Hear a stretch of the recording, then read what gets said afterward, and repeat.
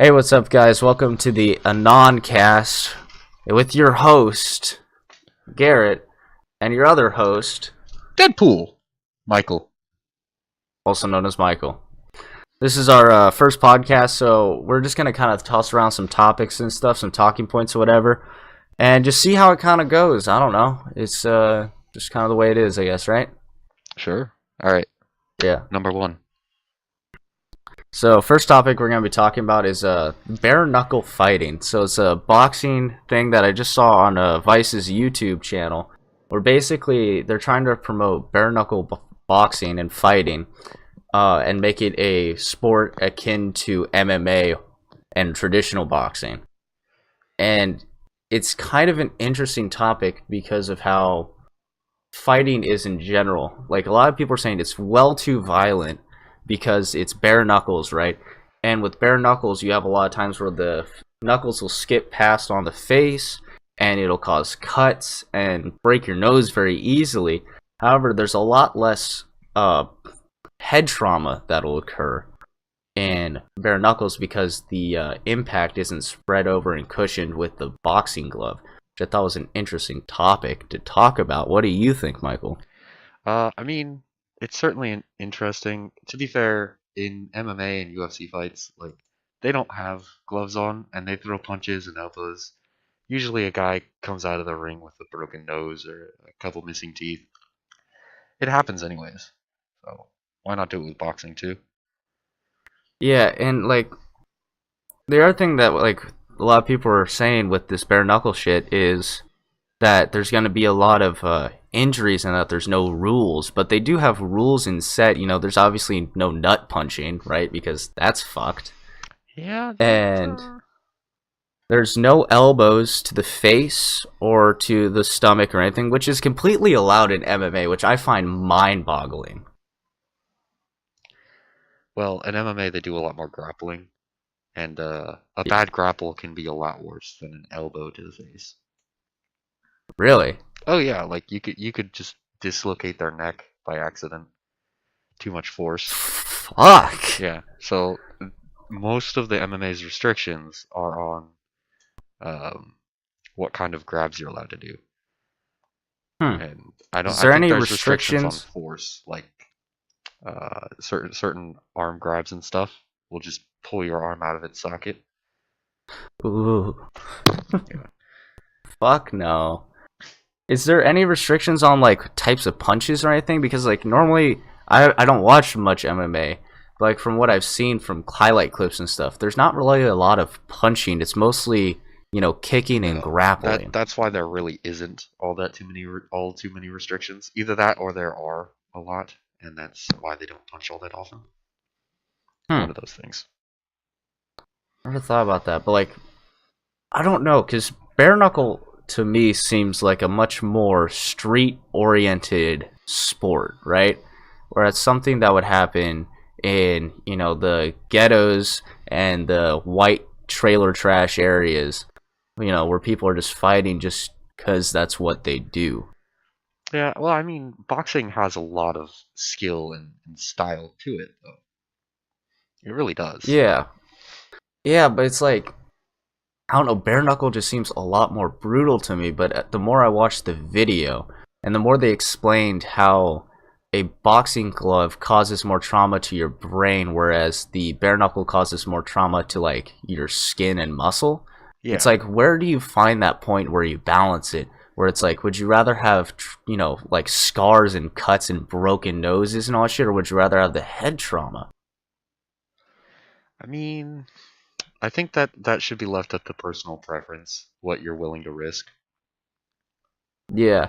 If And you're then, worried about your face, I mean, don't do bare knuckle brawling, but if you're worried about the risks that come with the brain damage possibility, then I mean, suck it up, Buttercup. I don't know.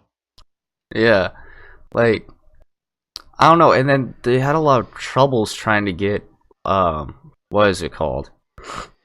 Basically allowing the government to do this as a sanctioned sport, right? And I thought that was really interesting because it's like, who is the government to say what you can or cannot do within the legal binds of a sport. You know, who's to say what is and isn't a sport? Yeah, I think that's also a pretty good um question to ask, I guess is the way to phrase that. Yeah, It's because it's like it. yeah. All I'm thinking is just like, you know, with the rise of esports, which me personally I would never consider to be an actual fucking sport, you know, I would. but it's considered a sport because it has skill, ability, and talent derived into it, right? Yeah.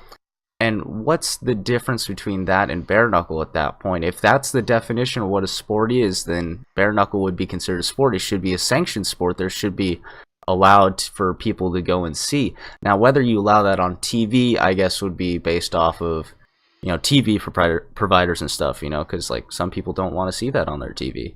Yeah, I think the thing with government involvement is there has to be the right amount. Like too much and too little are both not the greatest things. Because if it's not legal, people are going to do it anyway illegally. Hmm. I mean that's the case with everything.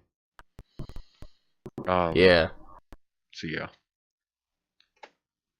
yeah. It's a weird topic in my opinion, but I don't know. It was able to be sanctioned in one state, and I forgot what state it was, and they're trying to expand to other states. And I was just like, who's to tell them that they can't do this? Now, whether or not it's televised, again, like we kind of discussed, it's like I think that's definitely dependent upon the TV providers, Yeah. It has to be because you because know, I they're the mean, ones either you gaining or losing the money off of it. exactly. It's up to the It's fighters like whether they want to do it, but it's up to the providers to decide if they want to air it. yeah, because like it would be kind of shitty if you know you're watching direct TV and all of a sudden your kid's scrolling by and sees, you know, hey, it's bare knuckle boxing, and he thinks, oh, hey, this seems like a History Channel thing, and he opens up and it's two guys beating the ever living shit out of each other, with blood just everywhere. The guy's Okay. nose is I fucking busted. I watched UFC fights when I was younger. I mean, not all the time, and I don't think it really That scarred me. explains a lot. It not really. Are you sure about that? I mean, I can't. I don't really think that it has. I mean, certainly it probably wasn't a great impression, but it was a fair combat sport that showed two people going at odds, putting their own physical developments against each other. It was a cool competition to see. It wasn't about the violence of it. Yeah, That's I never the guess it's point. more of a yeah, it's more skill based, and you're kind of appreciating the skill that's put in rather Yeah. than like watching just two people get beat to But shit. that's not really what boxing is, and not I professional. mean, it isn't. It isn't though. I mean, like I mean, you look that's at hockey, right? okay, but It's like, hockey's a different kind of sport. but I mean, hockey people go there, and as soon as a fight breaks out, everybody's like, "Fuck yeah!" It's like the That's best part of the game. yeah, that's not part of the sport. That's the culture. The culture I guess of that's true. hockey. Yeah.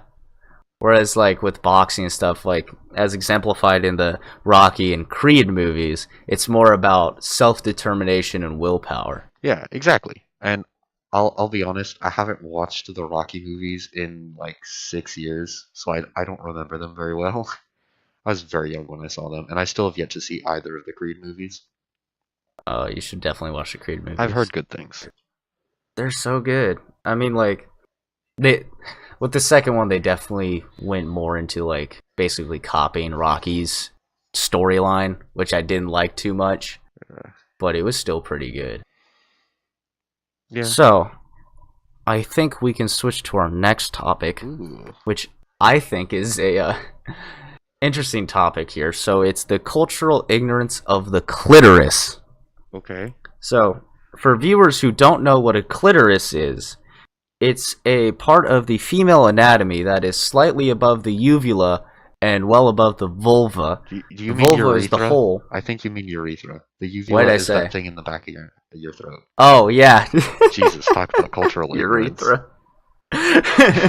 Urethra. It's above the urethra and well above the vulva. The vulva is where the um, penile object goes, and the urethra is where the urine comes out, and the clitoris is above that, which has about 8,000 nerve endings around it.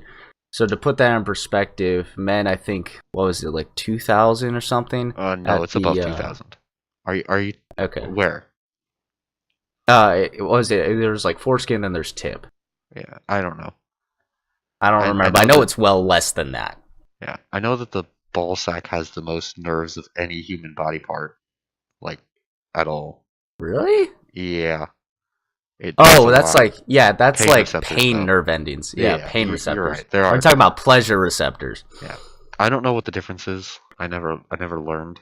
I did a basic biology class, and that was it. Gotcha. Well, I'm gonna switch on my screen to show the article that we're looking at. So it is called "Women Don't Orgasm as Much as Men. That's a Problem" by the Daily Beast. So in this article, it's mostly about sexual empowerment and how women have grown and stuff, but there is still a lack of women orgasming during sex because obviously not very men know about the clitoris apparently. Either that or they straight up don't care, Well, which it's is probably a little debatable. bit of both. I would say um, more so they don't think about it. I don't know if to say they don't care is the right word, but I would say probably just they don't think about it. Another Yeah. thing to note is that it's harder for women in general. Yes, that is another thing that they need to take into account.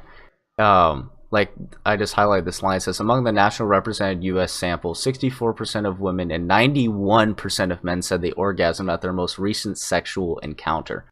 Yeah, I mean that's up And they from like said, 3 years ago. Because 3 years ago I remember it was at 40% for women. "Oh, that's good. At I least think it's so. going up."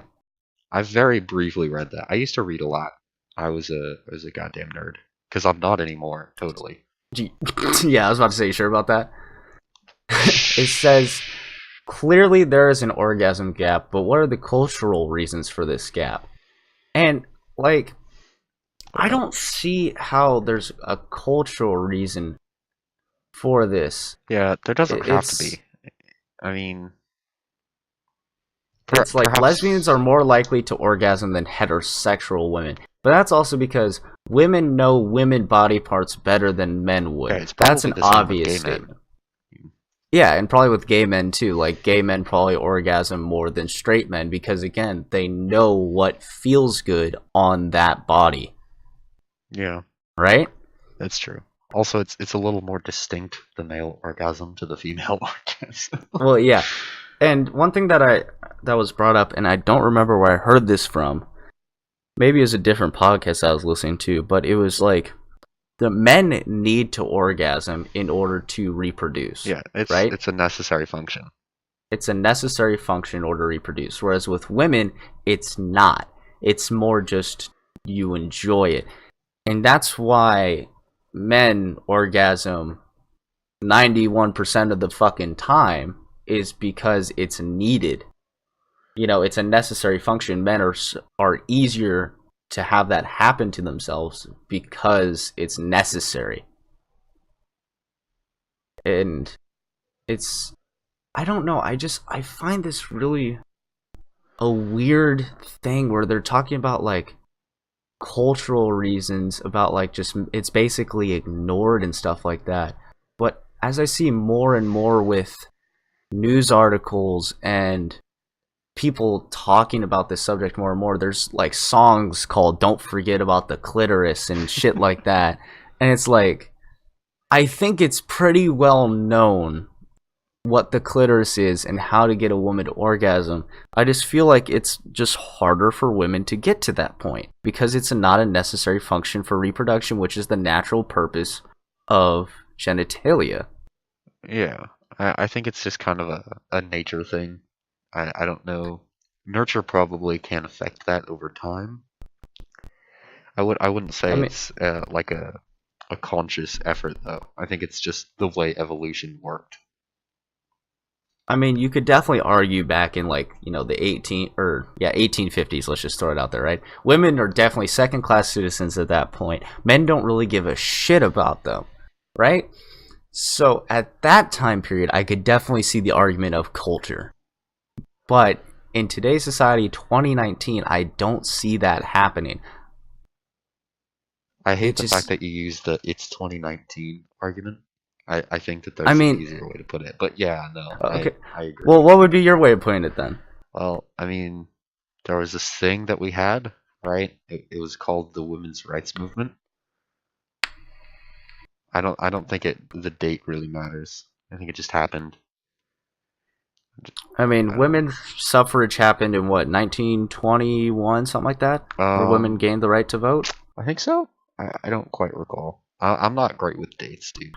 I know that things happened, but I don't remember dates. Thank you for Googling it.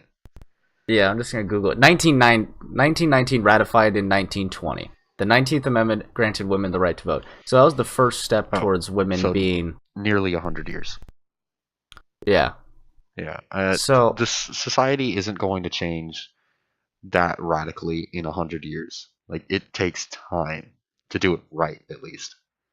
I mean, look at yeah, I don't. This might be a false equivalence, but look at France. They have so many revolutions. It takes time to allow societal changes to be implemented. I think that it just takes time, and you have to give it time. yeah. I It's mean, just like it's a I don't world of know. 7 billion people. It's going to take time for all 7 billion people to get behind a certain idea. So are you then arguing on that point that there's just men? I'm just throwing men as the general because that's the example that they gave. That men are not getting on board with women being able to achieve orgasm, and there's just men that are like, nah, fuck it, I'm just gonna treat this woman like shit. Is that what you're arguing, or what's your I'm argument sure here? those people exist, but Oh I yeah, can't see that those are the majority, given well, I don't see women really being mistreated all that like on a wider scale. I yeah. mean, I would definitely argue that like catcalling and stuff like that is a minority. yeah, and I mean, even even back when it was popular, it was never like the nice gentlemanly fellow that would say that. No. He was like, it's more the lesser educated. Oh God, I just used the word lesser to describe a group of people.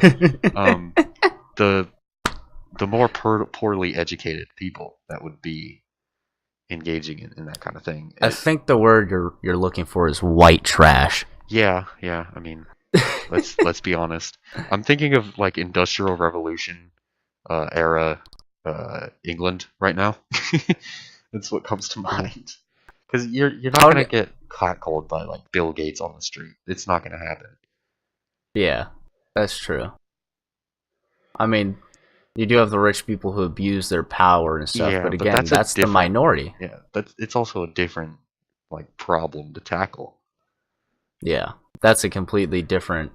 Like, rich people abusing their power. The rich are always going to abuse their power if they see that they can, right? If they feel like, hey, I can get away with this, I'm going to do it, Yeah, right? That's how. it's just a matter of not letting them get away with it, or at least not letting them Exactly. think they can get away with it.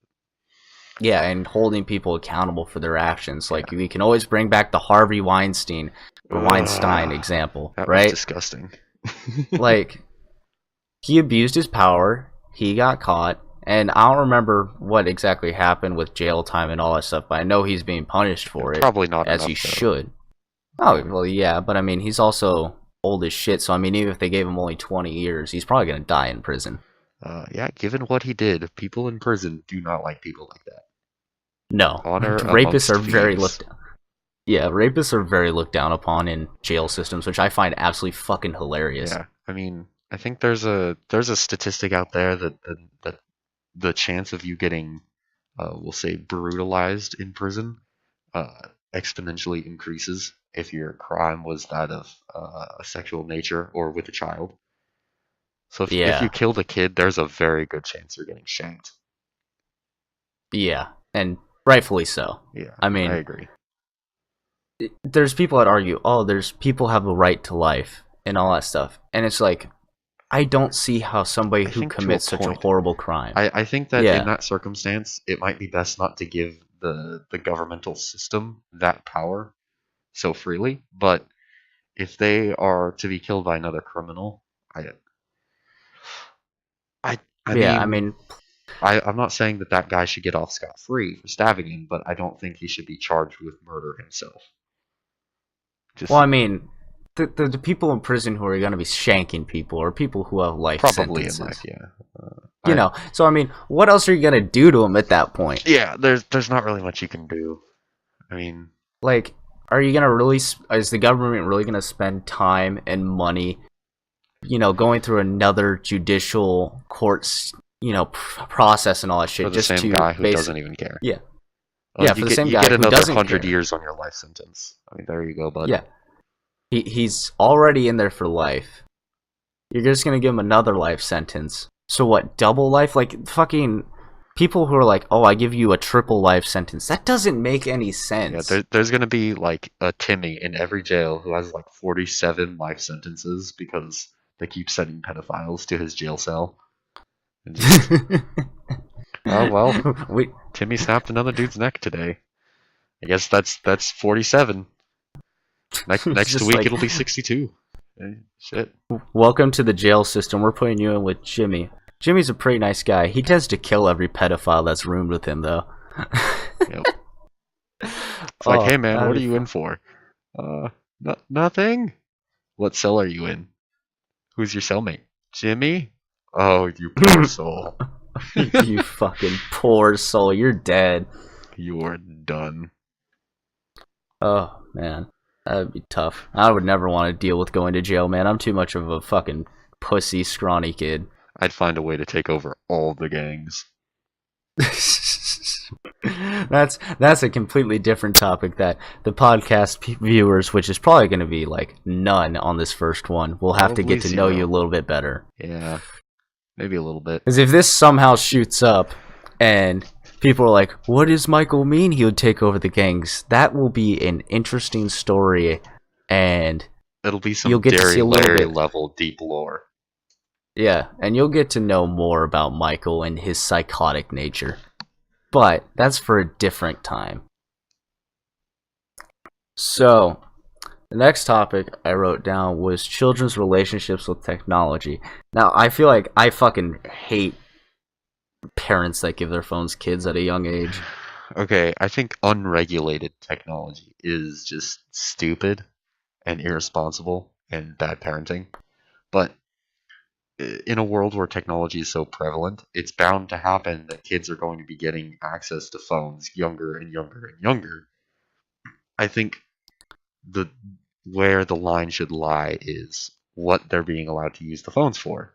I saw the other day that they're coming out with little, kind of like smartwatches, but not quite, and they're basically just long-range walkie-talkies. You can send text or call your parents' phone with these basically mini cell phones. I think that's a Oh, good idea. Kid gets lost, calls her mom. yeah, I mean, like, that's definitely the argument I brought up to my parents. Because I think I got my first phone when I was in, like, 6th or 7th grade. But it was just a basic flip phone. I could, like, text, but it was that stupid fucking numpad texting. Oh, You know? you want to So, hear like, my you would first never phone? use it. What was your Seventh first one? grade, I bought my own prepaid plan phone, like where you would buy the little like prepaid cards Yeah, yeah. and put the digit in. If I looked around in my back cabinet thing, I could probably still find it because I don't throw away tech. But yeah, I bought it only because I was going to be going on a week-long DC trip. Hmm. So I wanted to have a phone that I could use. Actually, I Yeah, think my I mean, parents bought the phone. I bought the cards though to use. yeah, I mean, my first phone was that words prepaid type of card shit. You know, like the fucking you get certain amount of talk minutes, certain amount of text messages, and that was it. Yeah. And like, but the only reason why my parents ever gave it to me is because I told them, I said, "What if I get lost somewhere? You know, how am Yeah. I supposed to contact you in this world where I could just open up a small device and contact you? Why wouldn't you give me that option?" But then you have these kids these days who are, you know, same age group, let's just say 6th or 7th grade, right? Oh my And they're like, God. I want a smartphone, right? I want an iPhone X, which is already well beyond the scope of how much you should pay for a kid's gift. I mean, fucking, I was happy when I got a $20 pack of Pokemon cards. Oh, you want to You hear? know, You want to hear a story? You know those wait, wait, let's finish this little tangent here first, and Okay. then we'll go into your story. Well, it's part of the And topic. like, Okay. But like these kids, their reasoning behind it is basically clout. Like I want Yeah, to be socially accepted by my peers by having a smartphone. That is a poor reasoning. And then on top of it, they abuse it so much. Where like you'll see a kid at the dinner table and the parents are on their phones, the kids on their phone, nobody's fucking talking to each other. And it's just like, why would you do that to a child? Just neuter them socially with that situation, and then basically cause them to not hang out with their friends in real life because they're always on the phone. yeah. You know? I definitely agree. I mean, I like the idea of the little like basically walkie-talkie. You can only call one person or like a set of people. There's no like games on the phone. There's just texting, calling. I don't know, maybe limited internet access or something. Something to get them used to the technology so they're not like completely foreign to it, but not something they can abuse. For sure. Because they're kids. I mean, if they're given something they enjoy, they don't realize that they're abusing it. They're just playing on their phone. Exactly. And then it creates an addiction that they don't even realize is happening. Yeah. Yeah. So the Yeah. thing I was gonna say is, you know those two kids that my mom takes to school some days? I think so, yeah. They're the swim team kids. I feel like Yeah. I'm not supposed to say their names, but regardless, Yeah, yeah. No, I got um, you. they sometimes my mom will bring them home from school too because their mom doesn't get off till like 4 or something. Mm-hmm. Um, and they'll be home and or they'll be at my house when I get home from work, and it's like, okay, they're on the couch watching YouTube or playing Mm. Fortnite. Now that we have the puppy, the younger one will go outside and play with the puppy sometimes, but a lot of times they're just throw their backpacks on the floor, get their phones, bam, YouTube or Fortnite, I guess. And, I don't know. and Oh, then and that the just phones they have, unleashes. they're the same phone that I have, the S9. Really? Yeah, they have They a have better phone than you. S9s? Oh yeah, What the fuck? one of them How has old the are these plus. kids again? I want to say one might be like 12, and the other one's probably in like the 9, 10 range. What the fuck? Yep. The S9 was how much? Shit, it's been a while. I want to say around 700. So that's $1,400 that they just Yep. spent on their kids. And what are and they're just using it basically as a distraction from Yep. real life. Well, I mean, the argument could be made that they're just sitting at my house doing nothing either way. If they weren't on their phones, they'd be on the TV. But I don't know. I mean, with TV, at least there's a joint experience there, right? That's true. Like you could have like if it was you, me, and a couple other people, right? We're all hanging out, we're watching some TV stuff, right? We can discuss what's going on on the TV because we're all watching the same thing, Yeah. you It's know. certainly a more shared experience. I mean, still, like TV versus outside time is another, like kids should obviously be going outside getting their, fucking arms and knees all bruised and cut and shit Well, I because mean, you that's know what you those two do as a kids. kid. They do that. I mean, Yeah, you know who they are. yeah. But I'm saying, like, there's kids out there that don't go outside anymore. They Yeah, I just think stay I inside. think that's the problem. You need to teach them how to use technology properly, and I think that's where most parents are. I hate to say it, but failing. They're Oh, yeah. not teaching their Well, kids; they're because, just giving them this device. well, yeah, but they're also not aware of what's happening with it because they didn't, like, you and I, Yeah. we grew up in this technology uprising, Oh basically. yeah. We've grown up in it. We know all of this. These parents, on the other hand, like with my dad being as old as he has no fucking clue. I could bullshit him about Okay, anything. but I don't, but I he could. did set up your audio system when you couldn't. No, I did all that. Oh, I thought you No, couldn't I get it, and then when you were coming no, home, you turned I on the left to system. go hang out with you, and then Oh, he did the rest of it. okay. The But way I you set up the explained it, majority of the it. way you explained it was like, oh, we were trying to get it, but we couldn't get it. I'll have to do it when I get home. Oh no, the only thing that was a problem was the Bluetooth Oh yeah, that I just Bluetooth's a couldn't pain figure out. anyways. Like it's Yeah, always a pain. it was weird. It was just being very stubborn. But anyway, like parents though, they don't. It's like if you don't grow up with being aware of what's happening, then you don't really know what it is that these kids are dealing with. Like fucking this whole thing with I forgot what the guy's name was. We made that giant ass YouTube video that blew up about, there's all these pedophilia rings in YouTube and Oh everything, yeah, that right? guy. Well, Yeah, that's a and pretty simple solution. yeah, Monitor what your kids are watching, yeah, and yeah, and then like I, but then there's also the other thing, right? It's like how much can you monitor a child, right? if you're their parent, you should be monitoring. And I don't mean like you should be over their shoulder watching every video they're seeing, but I mean you can go through their history, their view history. You can check through that. That takes like 5 minutes. Yeah, You for can sure. put in content filters, especially on YouTube. YouTube's got a pretty good system for that. I mean, Yeah, the problem with YouTube's system is it doesn't do it automatically. You have to set it up yourself.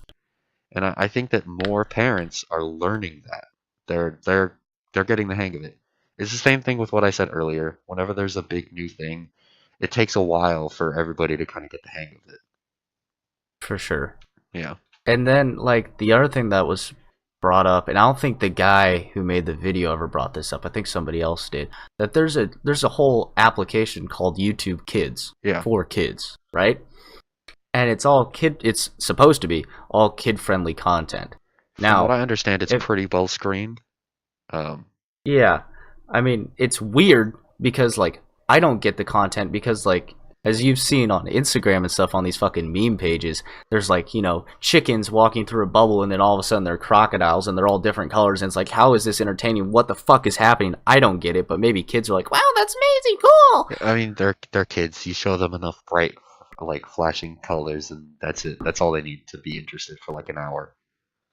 Yeah, for sure, I mean, but then there's it's a just reason why children's movies are typically more simple than yeah. than But then more like there's complex adult also movie. these assholes who are like sneaking shit into YouTube Kids, right?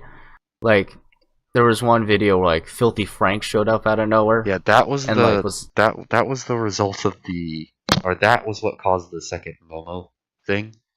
Everybody was like, the "Oh no, the Momo craze is back." It wasn't. It's oh just somebody mistook Filthy Frank showing up in a video for the Momo challenge yeah. But because it's like some parents are stupid. but like these assholes who would stick that shit onto YouTube Kids. Like if you're on regular YouTube and you're trying and you have like this Phineas and Ferb remake where like you all of a sudden just throw a bunch of random ass memes in there and all that. Okay, cool. It's YouTube. Shit's weird. I got Hmm. it. It's the rabbit hole at that point. But it's like, why would you intentionally put that onto YouTube Kids? Now, I don't know what YouTube does for that because, if they're reported for having suicidal promotion, I mean, obviously you and I both know that when Filthy Frank says, across for attention, down for results, it's a joke. Yeah. But these kids obviously don't understand that. I kind of disagree. I think in that sense they don't understand it, and if they're to that level where they can understand what that means, I think they'll realize that it's a joke. And I think that's the bonus of technology because they'll be around it enough to understand. Yeah, I guess that's true. I'm Like, not it's. saying you should be saying that to kids because that's not going to have great effects long term when they're kids just hearing "kill yourself" all the time.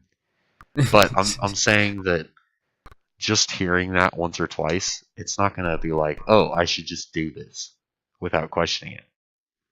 Yeah. The And then kids are smart enough to at least be able to know, okay, this is a joke. Yeah, and then like kids too, right? Like what you said, basically they don't understand what suicide is. So it's not like they're going to even understand or like self-harm, right? They're not going to understand. They're not going to think, "Oh, that's what that is," because they don't have a concept of that. They're like a 5-year-old kid's living life. Like they get shit paid for them. They get all this shit for free, right? Yeah. They're living. They're thriving in life. They're not going to understand what that is because they haven't experienced that yet. And then, of course, when you get into your teenage years, people all of a sudden fucking freak out and they're like, "Oh my god, I'm depressed!" Yeah, I But think that might also be a symptom of that. yeah, I don't. It's It's a just weird hard though, and topic because there doesn't seem to be one clear, distinct answer. no, there's not really an easy solution for it because on YouTube's side, with YouTube Kids, right? Let's just say that the parent takes the initiative and makes their kid only have YouTube Kids, right? Uh-huh. Which I think would be the smart move. But then you have these guys sneaking this random shit into these videos. Now they're obviously titled like all the other fucking kids videos. So going through the history, that's not going to do anything. Yeah, you're right. And there's no way you can expect a parent to go through every single bit of content that their child experiences. That's just not going to happen. There's I would no not way. expect that. I think in It's that just sense there needs to be maybe a more strict filter on YouTube Kids. Like yeah. in order to get your content on YouTube Kids, it has to go through more strict verification. Yeah, I definitely think the easiest way for YouTube and for parents to feel safe on YouTube Kids is to make YouTube Kids basically like a TV program system where everything has to be passed by a unit of people where they watch the entire content and approve it or not. I think that's the only way that you can make that 100% safe. Yeah. And basically just make it to where you have certain YouTubers who are granted access to that who can make content specifically for kids. Because kids is a large market. You can make a crap ton of fucking money off of kids. Oh yeah. I mean, So, like Ryan's Toy Channel. Yeah, exactly. Yeah. And I could see that being very profitable. Isn't that the most well-paid channel on YouTube? It's the most high margin is Ah, what the statistic was. Because, what does he do? He sits in front of a camera and, plays with $5 toys. Yeah. And he gets millions of views.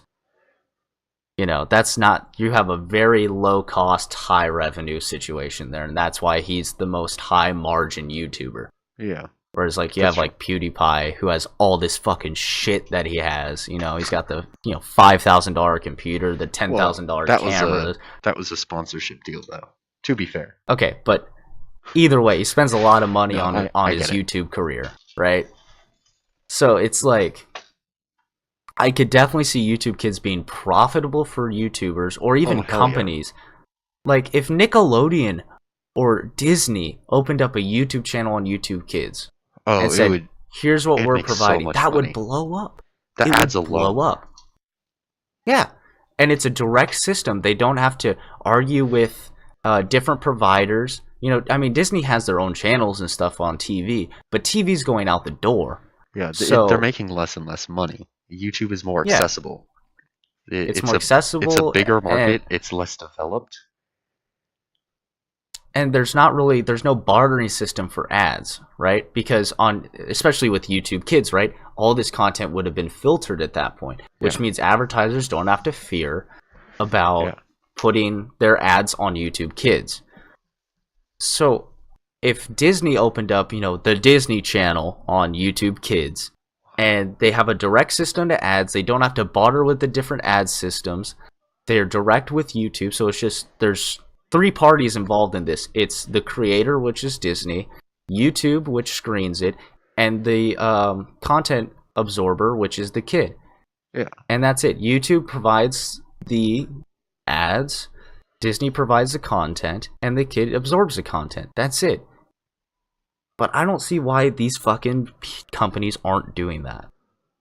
I have no idea. I think it might be something that they haven't quite got the hang of yet. I mean, it's Disney. They're pretty slow on the uptake. Yeah, that is true. I mean, at least we got James Gunn back for Guardians. Yeah. That's a bonus. They're definitely getting on that train, but they're very slow about it. Because they're a big corporation, they're going to be slow. And plus, big companies, they kind of have to be reactionary with stuff like that, which is unfortunate. Yeah, but... If for anybody who doesn't know what the James Gunn situation is, basically James Gunn back in, 2013? I think, 2013. So 6 years ago. Something like that. Long time ago, there was this big thing on Twitter where you'd make jokes about, basically, pseudo-pedophilia the darkest jokes you possibly could. Yeah, and that was, the thing to do. It was funny at the time. I don't think very many of those jokes are funny, Yeah, but there was a few that were. There's a yeah, few, but they not very occur, many of them but were. they They were just just were dark. bad jokes, and people knew they were bad jokes. But the whole point of it was it's not okay as a joke. Yeah, and then, Disney finds out about these tweets and they react to it almost immediately, which I understand as a big company, you have to protect your assets.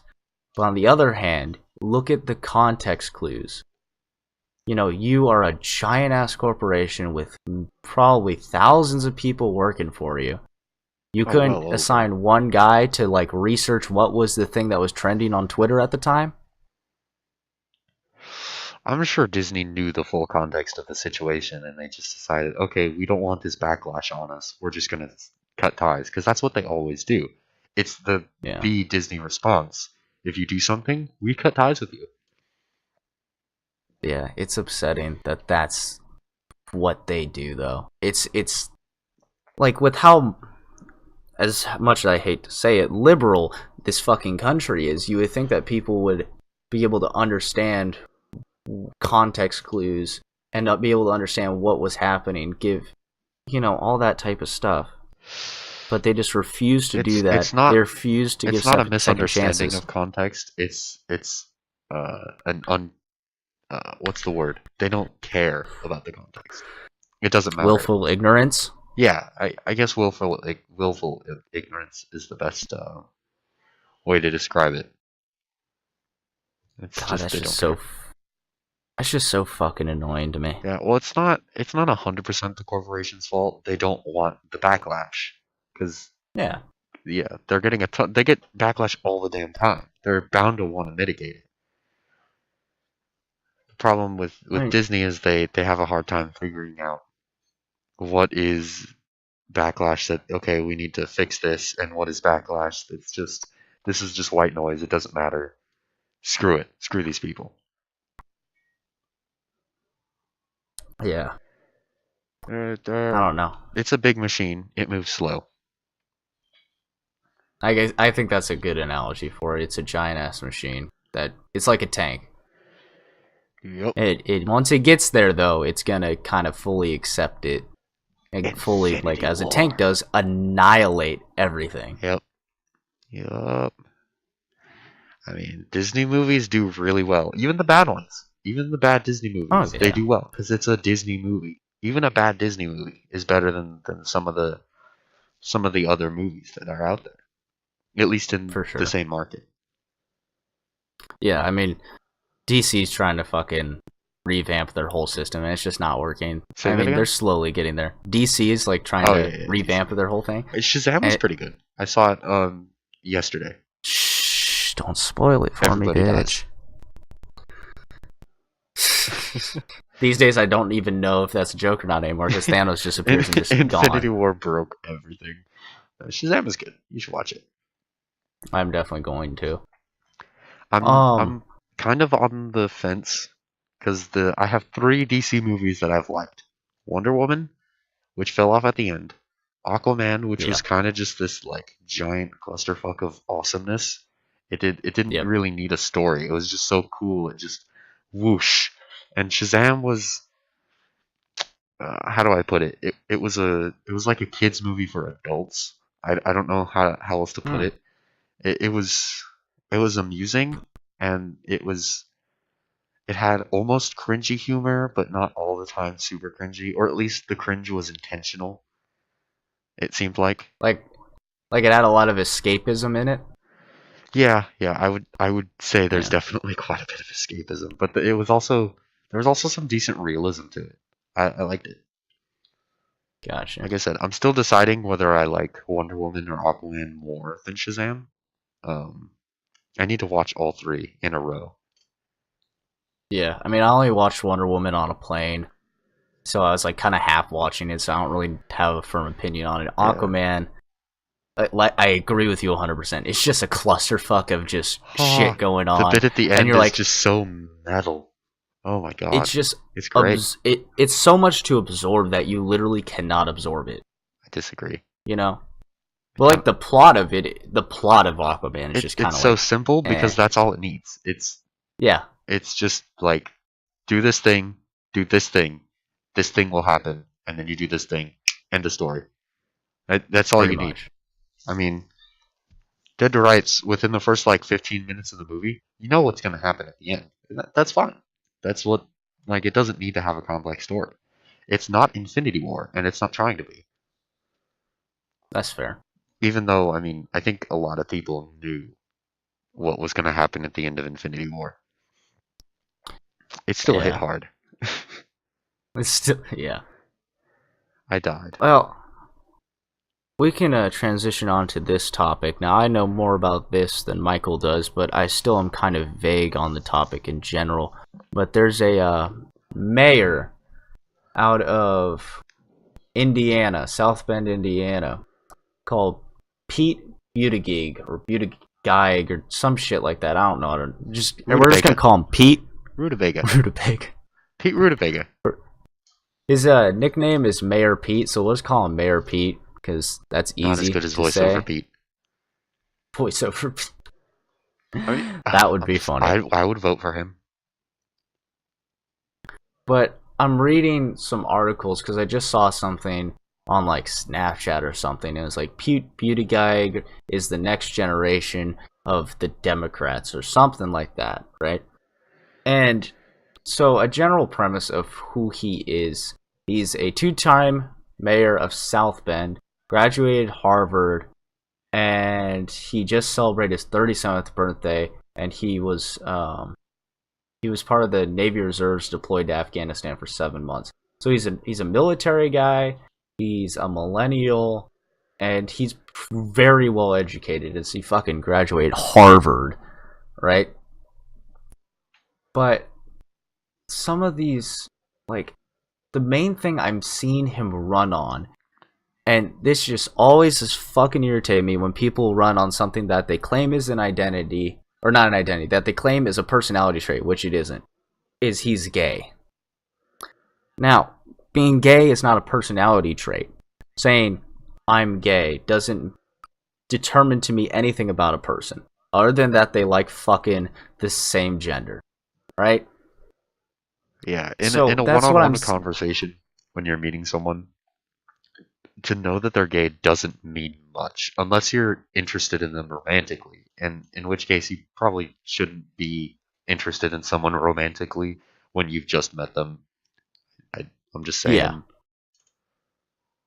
and so that's what I'm seeing his main run-on thing is, or at least that's what these articles are mainly pushing, is that he's a gay millennial. That's what he's running on I so mean, far that these articles have really pushed.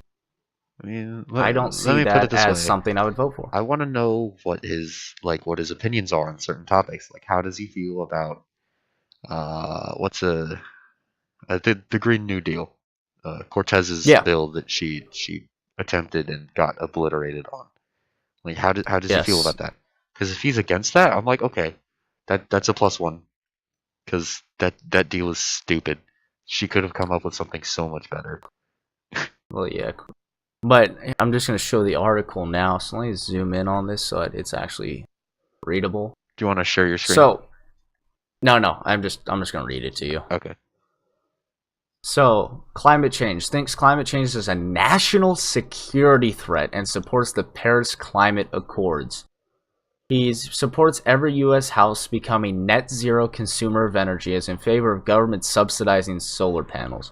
So let's just start on that. Okay. Um, I don't think that the government should own an entire industry. I think that in every case that has happened ever, like in all of history, I think that's worked out terribly. Okay? I think the only thing that the government should have perfect and total control over, like an entire system, is like the military and the government itself, Yeah, obviously. obviously. Yeah. But And like talking about net zero consumer of energy, right? that's Basically saying that every household should not consume any. I'm presuming this is talking about fossil fuels because saying you're not going to consume any energy doesn't make any fucking sense. Yeah, But that's kind of technically like, impossible. yeah, like we're gonna turn the fucking Stone Age. All right. I presume I presume this article and what he's referring to is zero consumption of fossil fuels, right? And on one hand, of course, it would be wonderful if we could all do that, right? Yeah, well, I think there's two barriers to that. Two. One is portable power is very limited. So it's hard. You have to have a grid. So and the main power source is fossil fuels that powers that grid. So the problem is A, changing the grid and making portable power more available or at least better. Like electric cars, they need to improve before we can get rid of gasoline cars. They For sure. need to improve. Like, don't get me wrong, a Tesla Model 3 is great. It's pretty cool, but it's still severely limiting. It has more Yeah. restrictions than a gas powered car does. And then there's also power production. Right now, the best we have is nuclear. And the reason I say that as opposed to solar panels is because in order to make a solar panel, it creates a lot of unpleasant chemicals. Like the paneling itself is the stuff you use to make it isn't very good for the environment. Yeah. And then with solar panels as well, they only last 20 years. You got to get them replaced every 20 years. And the average cost of these, by the time you've saved all the money from the power you didn't use through the grid, it ends up being a net negative by the time you need to replace the solar panels. Yeah, they're just So not what they powerful need to enough. do, no. So what they need to do is either, well, there's three ways. One, make the sun up 24/7, which is not gonna fucking happen Okay, I because got an that's idea. against No, science. I can solve this. Okay, you put massive solar panels up in space, right? These massive satellites covered in solar panels. And you don't want to know how you transmit the power? Wirelessly? Goddamn lasers. Yeah, right. If that was possible, that'd be pretty fucking sick. Yes. Even that, But I I don't think mean, that would even work. Because space debris alone would damage the solar panels. yeah. But I mean, I don't understand why so many of these zero consumer, basically get rid of fossil fuels guys always say solar and wind power. I don't understand it because at the point we are at right now, It's not feasible. solar panels don't work well enough. They're not effective enough. And wind And, power has its other drawbacks. Has its own drawbacks, I should say. well, wind just in general is not very efficient. Or And then reliable. on top of it, yeah, it doesn't work on non-windy days, Uh-huh. right? So there's a bunch of drawbacks to these, whereas fossil fuels, you can just pump it out whenever you want and use it whenever you want. It's very reliable. You know what? You know what's even more reliable than fossil fuels? Or I should say is better than fossil fuels? Nukes? Well, not nukes. Not today's nuclear power. Fusion power. Yeah. I like every time power comes up in a conversation, I'm like, but have you heard of fusion? Have you heard of this? But I mean, the general concept that most people understand is nuclear, Yeah, right? I know, but there's a huge And, difference, like oh massive. yeah. But I mean, nuclear energy has very few drawbacks. Yeah. One of the main drawbacks is there's a meltdown, Well, right? okay. Let me But put it those are this way. so unlikely. Let me put it this way. If you were to take the biggest, even like the biggest reactor in America, the most powerful, and everybody just left, like nobody touched it. The second it detected an error, the computers did, it would start to cool itself down naturally. Like it wouldn't inject coolant. It would just let itself cool down. So there wouldn't really be a meltdown unless something happened to it. Like if it got hit by I don't know, say a surface to air missile, like something like Yeah. that. That would definitely cause a pretty big meltdown. But if it just like if it gets abandoned, if the grid goes down or something like that, the reactor's not gonna like irradiate the whole city immediately. It Yeah, would it'd take take, like 30 years or something yeah. for it to actually And leak. the other drawback is the nuclear waste, Yeah, but right? nuclear waste But then, is slowly getting to be less and less of a problem. well, Reactors yeah, produce there's a so little minute of it, amount. and Yeah. at the same time, we're also learning how to repurpose it. Hmm. So it's no long. And It's not going to be a waste product. It's going to be just an extra thing that gets popped out that we can use for other things. yeah, and until we get to that point to where we can use it for other things, if you can either figure out a way to store it, in a giant ass little lead box, or just shoot it out to space. There's a risk of shooting things into space, Garrett. Don't You care. It'd be realize what sick. happened? You've seen the NASA construction of our atmosphere, right? Like all the debris. Oh yeah, yeah, Yeah, that needs to be dealt with. yeah. Yeah. I mean, I think it was either Japan or China. They tried to get this massive net on a satellite to try and slowly rope in pieces, but it got just through the designing phase, and then some engineers got a hold of it and did the math and realized, oh dear God, this net cannot hit. It can't grab chunks of metal flying through the atmosphere at 250,000 miles an hour. It's just not going to happen. yeah. So My I thought don't was make know. a thing that hits it back onto the ground. And the other, he also supports the Green New Deal, and Ugh, you and I both are on the same fucking I don't like point him on that. then. It's not feasible. It's It just not can't happen. feasible. I'm sorry. We don't have we It, can't do all those things in 30 years. It just can't happen. It's a yeah. what is it? 7 pages, right? The Green New Deal. Oh, I don't remember, to I be believe it's perfectly honest. 7 pages, which is really small for what it wants to do, and that's because it's very blunt. It's very Yeah, blunt it's and just a it hits general. wide. It it's a general concept that is not feasible. That's all it is. Yeah. They're trying to think as if we live in a utopia. We just don't. One. And we're back. We had some technical difficulties on Michael's end. His internet's just kind of shit in general. So, anyway, we're skipping through the NAFTA part because neither I nor Michael are not very well versed in it. We have a general idea of what it is, but we don't really want to get into something that we don't know a lot about. So, we're just going to be skipping right into the guns part of this article. So, Oh yeah. he says guns supports universal background checks. He supports universal background checks and is opposed to allowing guns in schools and so-called stand your ground self-defense gun laws. So a standing ground self-defense gun law is what? If somebody attacks you, you can shoot them? Yeah, pretty much. I mean, that's the general concept of it. It's mostly most of the stand your ground laws pertain to in public places, though. Oh, oh, okay. So those are a little tricky. I do understand that. Um, but I think that if you have a carry license and somebody is attacking the place that you're at, and you shoot them in the face, and they should die. Hopefully, if you shoot them in the face, God. Yeah, Um, you shouldn't go to jail for that. Like maybe there should be a trial to prove that you weren't just to prove that it was actually self-defense. But once it's proven that it's self-defense, it's like, well, I mean, what do you want from me?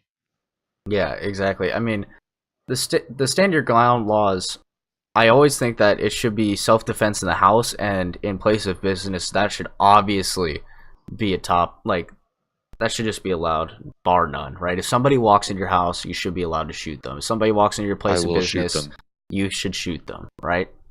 Yes. Supposing they're threatening violence and all that, and they weren't If they given trespass permission. in my house, not on my property, but in my house, they will be destroyed. Yeah, exactly. But then you have the stand your ground in public places, like let's just say you're at a gas station and somebody, pushes you or punches you, right? At that point, do you think it should be allowed for people to shoot somebody in self-defense? Ooh, that's a tricky question. I Yeah, mean, so I feel like if they're just hitting you a little bit, you shouldn't shoot them. But if you pull out your gun and it's like, listen, I could shoot you with this. Stop. I don't think that you should be charged with anything. Now, if you pull out your gun and say, okay, this stops now, and they keep going, then I mean, you gave them a warning. Yeah, exactly. I don't I think. think I think it should also be taken into account, like the context. Like if you're at a gas station and you have kids in your car Mhm. and somebody's becoming a physical threat to you, I think that that should even more so stand. Yeah. And I don't think that if it's just them trying to punch you and then I think if it's just they come up and start beating the crap out of you and there's nothing you could do and you pull out your gun and be like, okay, this stops or this is getting pulled. I think that that'll end most like altercations. But Yeah, like there was a if it escalates situation. beyond that, Yeah, there was a situation in Florida where there's an old man, I think he was in his 70s or something, and this African American gentleman walked up to him and pushed him and then continued to walk and stand over him. The old man pulled out his gun and shot him. Now, in that situation, could you say that you fear for your life? Because that's what the general premise of the public stand your ground law is do you fear for your life? Now, considering he's an old man, I think yeah, that, he's 70. you know, Like he could die from just that fall. yeah, like, I don't know. I think it's weird though because it's like, if you're 70 and you get pushed over, right? Do you fear for your life at that point? Because I don't know. I'm not 70. Yeah. Um, I want to say ask your dad, but your dad's not really a normal 70-year-old. I mean, he's not 70, but he's close to that. Yeah, he's not exactly the frail old man that you would think of. No, but when you're 70, like it doesn't take much to injure you. Like I'm sure you've heard stuff like that from your dad or your Oh yeah. grandparents. Oh yeah. Like it doesn't take much to get hurt, and that injury, if escalated, like say you fall over on the concrete ground of a gas station, that could very well kill you. For sure. And to have somebody have pushed you over and then they're standing on top of you or standing over you. I guess he didn't say he was on top of them, but they're standing over you now. Like you don't know what's going to happen. Yeah. Now, the other additional part into that was the old man just pulled out his gun and shot him. He never gave him any warning. And Well, the he guy was that an was old standing guy on over the him, he ground. wasn't like on top of him. He was standing, I would say maybe a foot, like if he's laying down on the ground, right? He's probably Uh-huh. about a foot away from his feet, if that makes Oh, sense. okay. Yeah, I don't know. I mean, it's kind of hard to say because you're on the ground, right? Like Yeah, that's vulnerable. you're in a vulnerable position where if that guy didn't have that gun, and the other guy decided, okay, well, I'm going to shoot you now because I have a gun. I don't know if he did have a gun, but there's no way of knowing that he did or not. Or for the Exactly. old guy in that situation, you're like, okay, I just got pushed to the ground. I don't know what's gonna happen. This guy could either shoot me, he could decide to beat me to death. Like it wouldn't take much effort to do any of those things. Yeah. And then on I could top of die it, here. like if you give the guy a warning, right? What do you do after you give him the warning? Like if he says, "Oh no, man, I'm good. I don't want to deal with that." Do you have to like follow him with the gun till he leaves? Like what do you do in No, that situation? you make him lie on the ground, hands on his head behind his head, face to the ground until the police arrive. I guess, yeah, that's the best thing you could do, huh? I mean, that's what you're supposed to do. Yeah. I guess that's the only way you could do that, huh? Yep. Hmm. No, no, it's a weird topic though, but it's definitely I think a more contextual based law Oh, that heavily. and that's the hard part though is like context based laws are very hard to put into place because of the fact that there's so many things you have to take into There's so much consideration. depth to context. Yeah. I think it should be. I also think that in situations like that, it should be a very rigorous investigation and trial. Yeah. Like and that's why we need cameras everywhere, like especially gas stations and stuff, Oh yeah. where violent things can happen within seconds. Because if you see on the camera like what's going on, like how the guy approached the old man. Was it aggressive? Was he doing anything before that? Was there any kind of aggressive motions towards the guy? Because I'm assuming there was a witness. Like It that's was a how camera everything video, happened. is what it was. Okay.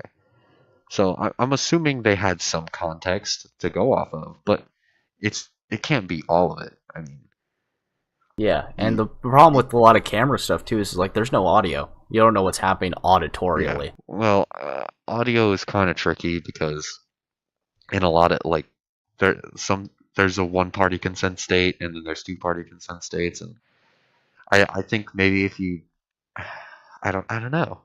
Yeah, that's the It, problem. it's that's the tricky thing about surveillance. Because if it's a public space, then it would have to be a one party consent state. I mean, the other thing too is like auditorial, right? The cues that audio can give is very important because let's just say the guy pushed him over, right? And the old man said, hey, don't do that. And then the black guy walks over to him saying, "Oh, I'm so sorry." Yeah, You like know, if and then the guy pulls out a gun and shoots him. It's like, well, hey, he's yeah, apologizing. He didn't mean to do it as much as you may have thought he did. yeah, that's a good point because you don't know because if the camera shows okay now the guy's bending over and then the old man pulls out a gun to shoot him, you don't know if the guy was bending over saying something aggressive, saying like oh give me all your money, or he was saying oh my god I'm so sorry, Yeah, I shouldn't have done that, let me help you up. There's no way of knowing because like uh, just the camera visual alone can very easily be mistaken for either thing.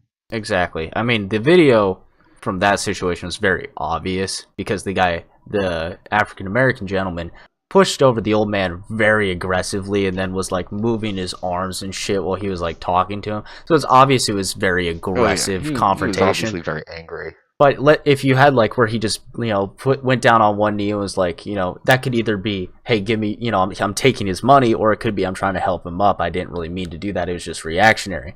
So there's a two I think the audio definitely is an important part in there.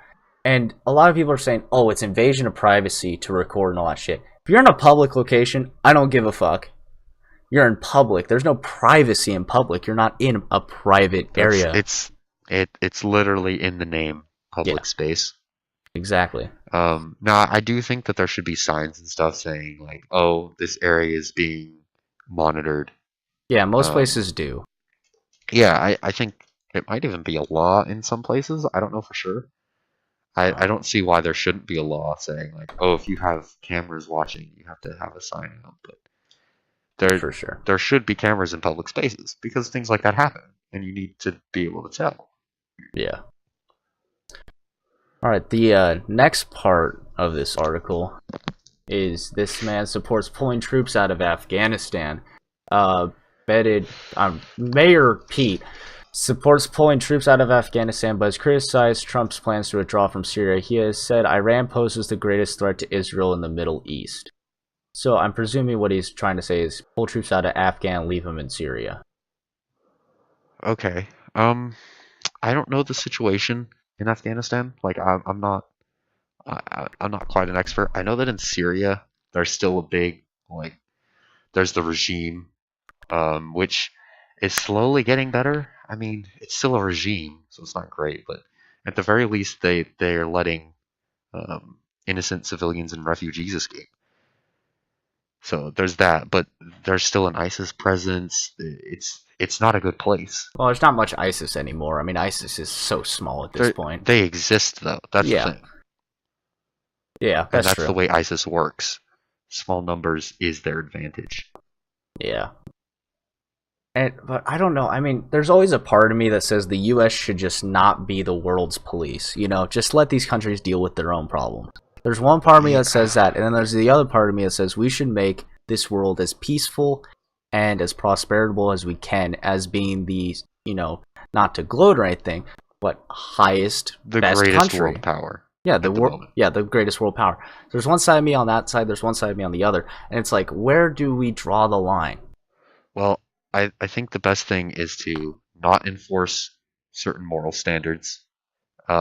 because then we're just being pretentious assholes. I think that's one good line to draw. And don't intervene in conflicts where you're not needed. Like if there's a civil war and you just decide, "Oh, we're coming in, America." No. But if it's like a regime change, there's a lot of civilian death, there are people suffering, then yeah, maybe consider like, okay, yeah, no, like, okay, good example, Venezuela. Yeah. I'm not entirely opposed to the U.S. sending in troops, not not to get rid of the Maduro regime, but to at least ensure that the aid is getting to people. Because right now, all the aid is being attacked by soldiers and um, accidentally attacked by protesters, which is the funniest thing ever. Um, yeah, there was one truck who was hit by a Molotov cocktail by accident. Jesus Christ. Yeah, but I mean, it's terrible. But I mean, U.S. troops could fix that problem. Yeah. But then, like, Trying what to do you fix do in this the aftermath of our aid? You know, that's the other problem because it's like, do you do the typical American thing, which is, hey, we're going to format a democracy here for you? McCarthyism. Yeah, basically. And it's like Well, okay, certain McCarthy countries, they worked out don't. fairly well. Yeah, but certain countries don't work well with the democratic system. I will argue 100% that these Middle Eastern countries will not work in a democratic system. Not yet. They're changing. I mean, yeah, but I'm saying if you look at it right now, right? Oh yeah, And no, if right you now went it just into doesn't work. Iran and took over Iran and said we're putting in a democratic system, right? Well, I It think wouldn't work today. That's, is I mean, wait, that goes back to my point. does Iran have a I don't democratic know. system? Because I know they had a president for a while. I mean, there's the religious leader and then there's the president. But is the president elected or is he a dictator? I don't remember.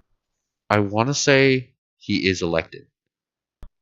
I want to say there's an election, and I don't know if it's a president. It might be a prime minister. Either way, I mean, I think there's an elected official. I think. You'd have to Google it. Yeah, they do have an elected official, but they also have the religious leader, which is a theocracy, which has more power. Oh, So okay. there's Yeah, the well, theocracy above the democracy, and I think that's where, like, if you were to try and enforce a full democracy onto Iran in this where we are right now, I don't see that working just because of how the country is and how the people are. It's sad to say it, but a dictatorship is the most effective way to work that country. Now, you need to get a at the good moment. dictator. You need to have a good dictator, which is hard to come by. But if you can find a good dictator, that's the only system that'll work in that country.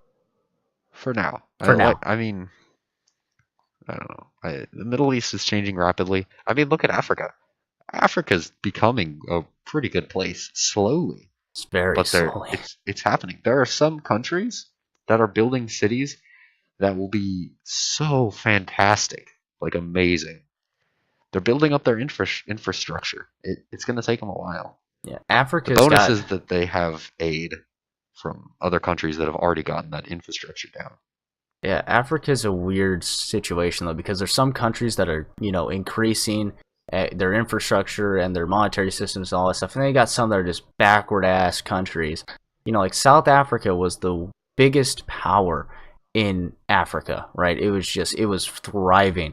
And then now And all of look a how it sudden, is today. yeah, and now they're like doing the what do they call it? Basically white reclamation of land. So they're basically taking land away from the whites and saying, "Hey, this is African country. This is for the African people."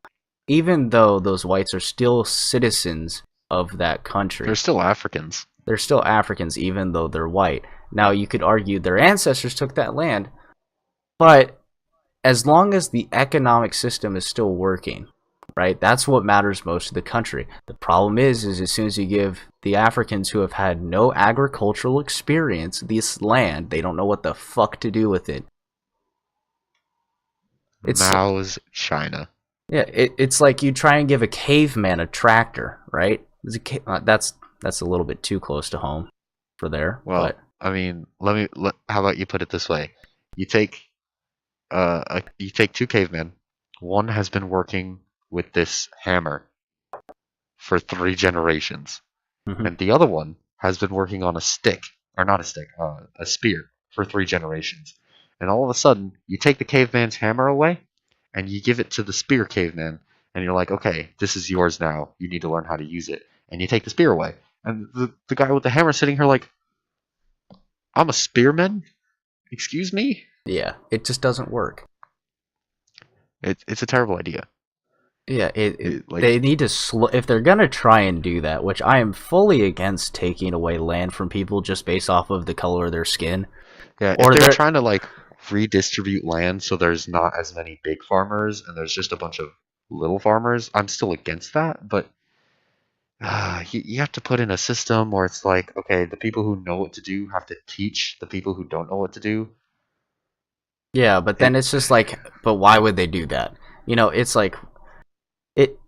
You should not punish people for the actions of their ancestors. I think that is fully wrong, and I also think yep. that's fully wrong to punish somebody based on the color of their skin, right? And that's what they're doing in South Africa, and it's I just think the backwards best way ass. to best way to phrase that is to not punish someone based on factors that are not up to their control. Yeah, They don't have control over the color of their skin, and it doesn't really affect like who they are. It doesn't make them smarter or dumber. It might put them in different situations, but it doesn't. It's more or less just a superficial aspect.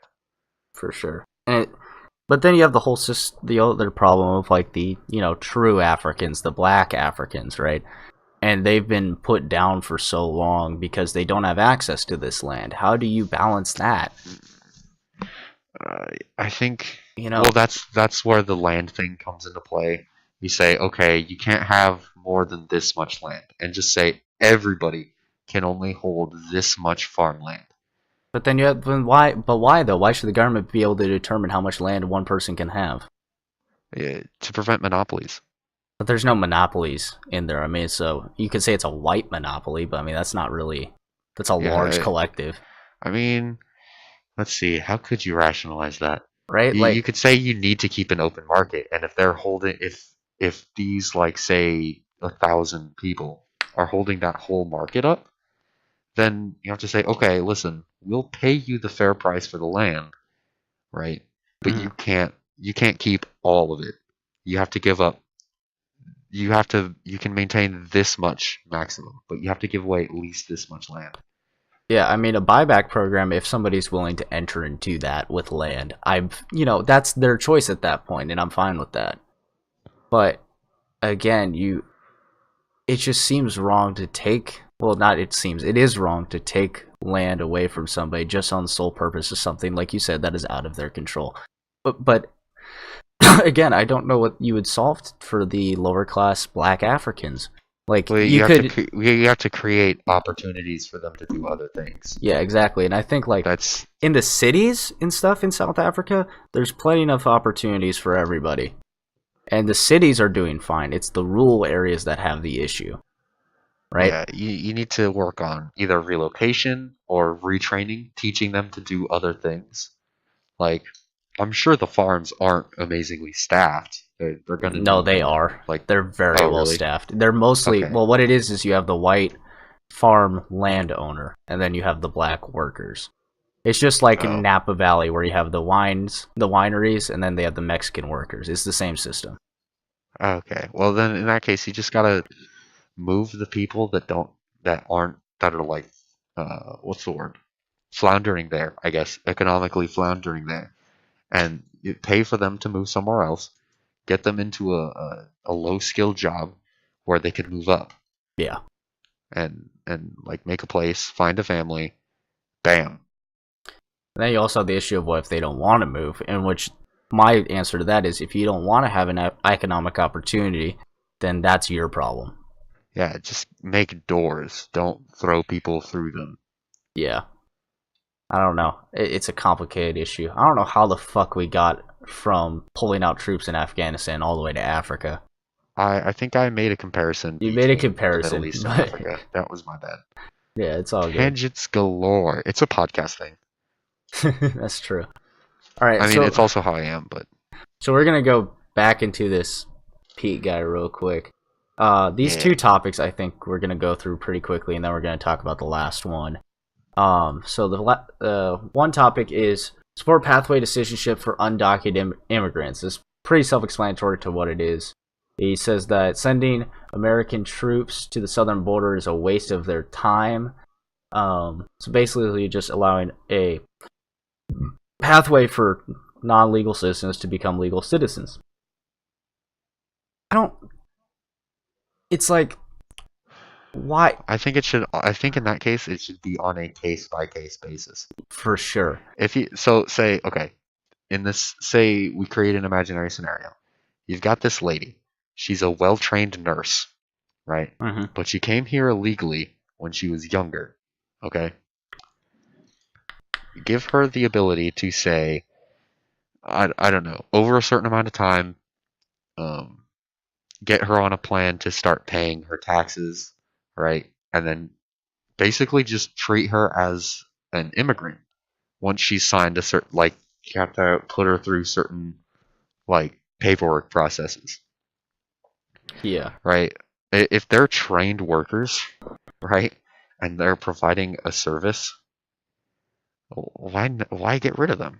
Just keep them here. Now, I do think we should prevent illegal immigration for sure. and make legal immigration the best option.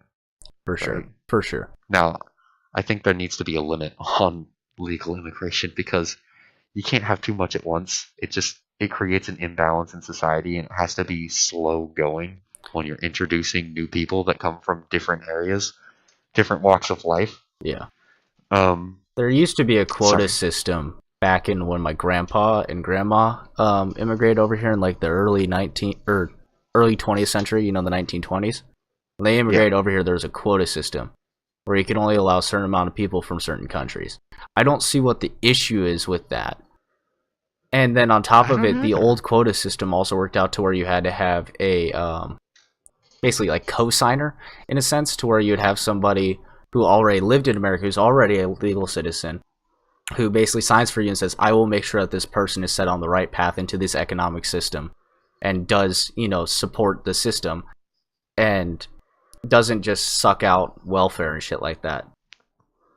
And I don't see what the issue is with that. Although the other issue is I guess like there's not that many people that would probably sign for others as compared to back then, because there's a, you know, back then the communities, different time. yeah, back then communities were a lot closer knit, whereas now not so much. Yup. So I don't know, but I mean, I think the other big problem is enforcement because you have a lot more people coming in now, so it's harder to do that for everybody. Yeah. I mean, the co-signing is a good idea, and maybe that could be like an additive measure to make things go more smoothly, I suppose. Yeah. I do think though that there needs to be a pathway to citizenship for people that come here illegally, especially when they came at a young age, right? Like there was like in the article right here that I'm showing right now, it says in Granger, Indiana, which resulted in the deportation of an undocumented immigrant who lived in the United States for 17 years, right? Yeah. So if you're living in here for that long of a time, who's to say that you shouldn't be allowed to live here? You've obviously survived long enough. You're obviously doing something right. You know, unless of course you're just sucking out of the system, in which case, yeah, deport that son of a bitch. You know. Yeah, no, I agree.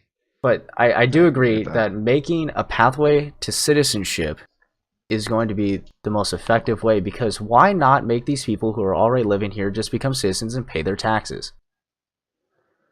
You know, yeah, I mean, it's a bonus to the system. It is. No, I think that like we need that because we have so many. But like I said, the root of the problem is illegal immigration. Yeah, you need to prevent illegal immigration as much as you can. And then the other thing that they need to do is basically make the immigration document system, you know, like how you apply for immigration, and it takes for fucking ever, and I don't understand why it's like that these days. Maybe it's just a matter of practicality where there's just so much, and bureaucracy. But I mean, it should be limited to where like it's a year process. That's it. Yeah, it should never take more than a year. No. Honestly. They should be able to say, okay, yeah, you're cleared. You can become a citizen. Or it should be, okay, sorry, like you can't become a citizen.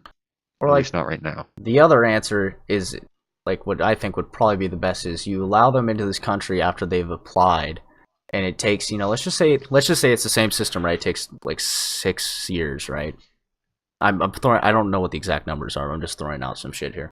Let's just say it takes 6 years to become a citizen, right? You allow them into this country. You make sure that they're registered with a temporary social security number, so that they pay their taxes, they're contributing to the society and everything, and then eventually they become a U.S. citizen and get their permanent social security number. It's the same thing with the DMV. That's what they do with 15-and-a-half-year-olds.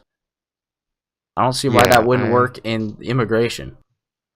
yeah. Well, the problem is well, or at least the theoretical problem is, I mean, people might just decide, screw it, I'm not going to go through the whole process. I'm already here, and just vanish. Well, that's what I'm saying. You'd have to apply for it, and you'd have to register where you're living, all that shit, with your social security number, your temporary. So, like, they're tracked. Yeah, but what stops you from just not doing that and living the way an illegal immigrant would live today? Because you're already registered. An illegal immigrant, they're not in the system at all. So that's how they can just move and never be found again. Whereas with the temporary social security number, they have an address associated with that. There's laws that they have to abide to because they are basically temporary citizen. Yeah, but what stops them from just abandoning all of that information and just leaving, going across the country? Well, yeah, I guess. Well, because you have to chips in the back of their head. There you go. Right. Got it. Yep, we're gonna chip every immigrant. I mean, America. You wouldn't be. The only way you'd have to live though is by a cash basis, right? You'd have to live on cash only at that point. Yeah, I mean, like I said, which is how possible. do you think illegal immigrants live today? Yeah, it's a lot of under the table payments. That's fair. I don't know. But I think if you make it easier to live legally, they're gonna pick the easier option. Yeah. I don't know. It's a very complicated solution to that. I mean, I still think that co-signing somehow would make sense because, if let's just say you're Mexican, right? Well, I mean, Michael, you are Mexican. So let's just say that you had a cousin living in Mexico that wanted to come to this country, right?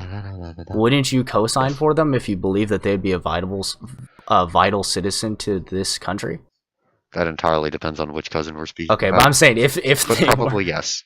Right? If we're talking like Pee-wee, he's a little crazy. He contributes to society. I mean, he's a contractor. But I mean, if you saw one of your cousins or family members or something, you would co-sign for them, and you'd be like, "I want to make sure that they can come to this country." Yeah, probably. The thing with that is, and then if they fucking abandon, right, then you're punished. So you have to. So it's on you to make sure that they're doing what they're supposed to do. Yeah. What kind of punishment would it be though? Fines? Probably fines. Probably a lot of fines. I feel like fines is probably the best. Yeah, you won't want to do jail time for that because that's kind of fucked. Oh no, that's a little much. I think jail time should be violent things that endanger other people. For sure. Well, let's go on to this last one. I think this is going to be a very quick one for you and me. Social issue supports. Yes, we should kill all babies. Supports a federal non-discrimination amendment. He's basically arguing that transgender people should be allowed into the military. He also supports gender reassignment surgery for transgender people in prison. Okay, restate the last one really quick. He supports gender reassignment surgery for transgender people in prison. Okay, let's cover those two separately. For sure. Okay, so transgender people in the military is a very, very complicated subject. Now, is it though? I mean, there's a very easy answer to this. If you go into the military being a transgender and you want to get transgender surgery, it has to be supported by the military, which means that the military is paying for your surgery, which could be arguably a personal decision, not a mandatory decision, or medical mandatory, whatever. It's not medically necessary. Medically necessary, yeah. But they could argue that it is, and then you basically just ban them so you don't have that complex issue of, is it a personal decision or is it medically necessary? That's why that ban is in place. My view on that is, okay, in most cases, a female to male is not going to be able to compete in the same environment and react in combat the same way just a pure male and a pure female can. Uh, Having women in combat in the military in itself is its own complex issue that the military is still trying to like work out the kinks of. And you're adding this whole massive matrix to that to figure out how the hell do we get these people in a position where they're not in excess danger? Because I mean, they don't want to get these people killed. Yeah, And then there's the topic of like the financial side of it. Should the military have to pay for your surgery? definitely not. I No way. think No way. I don't think so. Um, because the reason is because if you don't get that surgery, it will not kill you. Yeah, for sure. It shouldn't be allowed. It It's shouldn't be. it's not a It's it's not not a mandatory. tumor. It's just a biological or arguably chemical imbalance in your brain that causes your brain to develop in a different way. Depending on how it works, because there are different types of transgender people. Because there are people who are born with the gray matter of the opposite sex, Yeah. which is why they feel like the opposite sex. But there are also different, completely different situations to that. So it's not going to kill you if you don't get the surgery. You're never going to feel right if you don't get the surgery, though. So I think maybe if they're going to allow them in the military, there'd have to be a program where they pay back the cost of the surgery. I don't know how I feel about having to pay up front, but some kind of payback system. Yeah, like more time in the military, maybe. Yeah, yeah. Oh, that's a good idea. Like you have to do more time. But then there's the combat role issue, which I is don't think that tra- difficult. transgender people in combat roles, the issue is you have a chemical imbalance. That's what most studies say, is that there's a chemical imbalance in the brain that's causing you to believe, or feel, or whatever fucking term you want to go with, that you Well, are the wrong gender and you want to transition. And because of that, your brain, you could argue, has a mental disorder, is what you could well, argue there. not even from that, but even the chemicals like the hormones that you would be taking in order to Yeah, alter your mannerisms and change your body growth. it's That alone is going to mess with your head. exactly. So I don't think combat role is like any form of combat is feasible. But then there's the fact that like I'm going into the military. I have I think 15 individual friends that I know that are in the military, and I think 5 of them total are in combat roles, right? Yeah, The other 10 will never see combat in their life unless like their base gets attacked. But not even then, likely. they're not like they wouldn't be the ones fighting back against that attack. Yeah, Like, well, I mean, obviously it's not likely. Who the hell's going to attack a U.S. base? Like, North Korea, that's about it, just because he's it, fucking Kim it's Jong a Un is stupid insane. idea. Yeah, he North Korea isn't long for this world. I don't think. I think it's going to Let's not change even get radically. to North Korea on this. It's a bad idea. Yeah, But it's a bad tangent to go on. yeah, I don't know. I just personally, for me, just on the financial aspect alone, I don't see transgender people being allowed into the military just on the financial aspect alone, because you don't want to have that possibility of somebody going through hormone therapy or genitalia transformation, or whatever the fucking term is. It's a financial burden on the military that they shouldn't have to pay for. Yeah, I think maybe it should be a demand issue. Like if there's that many people who are interested in the service but also are transgender. I don't By the way, can I just say I don't like the word transgender? I like transsexual more. I think it sounds more medically accurate. Yeah, I can see that, but Regardless, transgender that's is the kind of easier, more commonly accepted term. yeah, that's true. So anyway, transgender. Maybe if there's like a significant portion of people that want to go in, um, maybe the law should change. But as of now, they make up such a tiny percentage of the population. Yeah, but Like Sure, it's unfair that we're not letting them, but there are civilian roles in the military.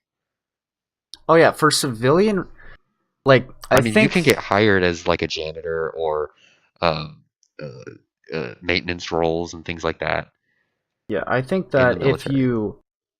I think the best situation for this would be you would allow transgenders into the military, but the military does not pay for any hormone therapy, no transitions, nothing like that.